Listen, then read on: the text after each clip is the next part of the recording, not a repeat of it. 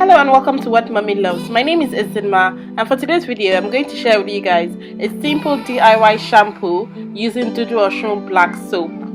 Dudu Osun has lovely ingredients like shea butter, aloe vera juice and a lot more that can actually work as a shampoo bar on its own. It gently cleanses your hair and scalp without stripping your scalp's natural moisture. It helps fight dandruff, it moisturizes your hair and it aids hair growth. Pure glycerin retains hair moisture, it gets rid of itchy scalp, it eliminates dandruff, it prevents split ends, and it retains hair length. One of my favorite oils is the sweet almond oil. It is easily absorbed into the hair, it conditions hair, it contains vitamin E, and it also moisturizes the hair. It's really soothing on the scalp.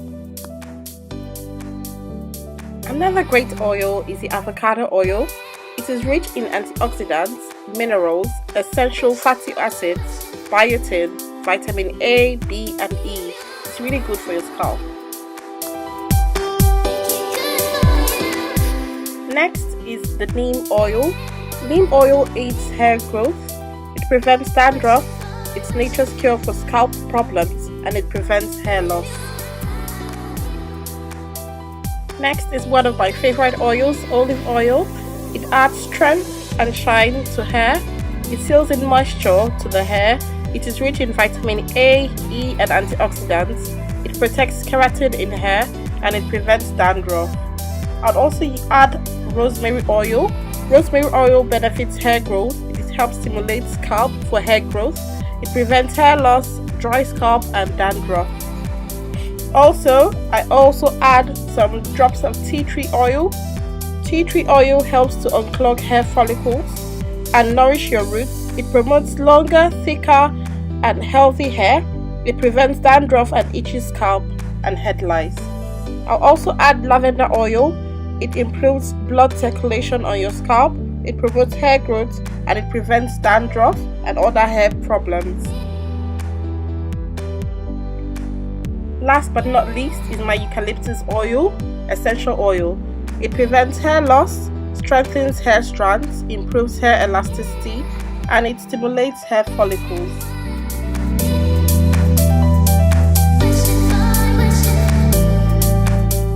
You would need measuring spoons, a wooden spoon, a Pyrex jar or any jar available that you have.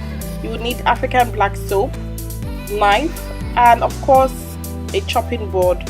So for me, I just want a little small batch of shampoo, so that's why I've used this quantity of soap to make my shampoo, and that's because I do not have a preservative, so I have no means of preserving my shampoo.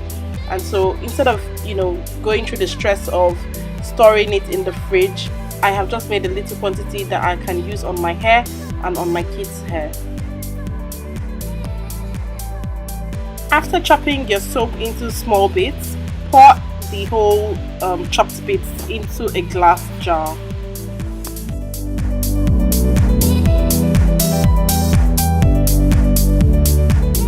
Pour in some hot water that you have let to cool down into the glass jar. Now this water has to be warm water, not too hot and not too cold. So let it just be just above the soap level, not too high or it will be too watery. So just that level is fine.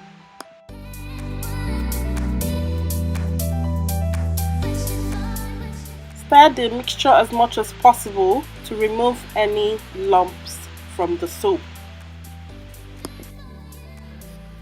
For this step, you're going to need your measuring spoons to measure the quantities of oils that you're going to add into your shampoo mixture. So for my quantities, I would leave all the quantities and the measurements in my description box, so check it out and you'll see everything that I have added into this mixture.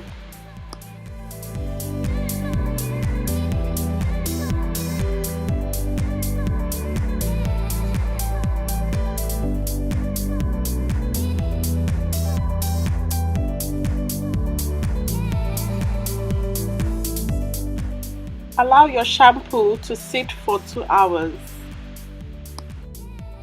Using an applicator bottle and a funnel, you just have to pour all your shampoo mix into the bottle just like this, and that's it, guys. You've just made yourself a simple DIY shampoo that is very effective. And this is your simple DIY shampoo. I also have a video showing you how I made this apple cider vinegar rinse. It's really quick and easy to make. And also I have another video where I show you how to make your own deep conditioner. So stay tuned to my channel. Thank you so much for watching this video. Please like, comment down below and subscribe to my channel, and have a very blessed week ahead. Thank you and bye.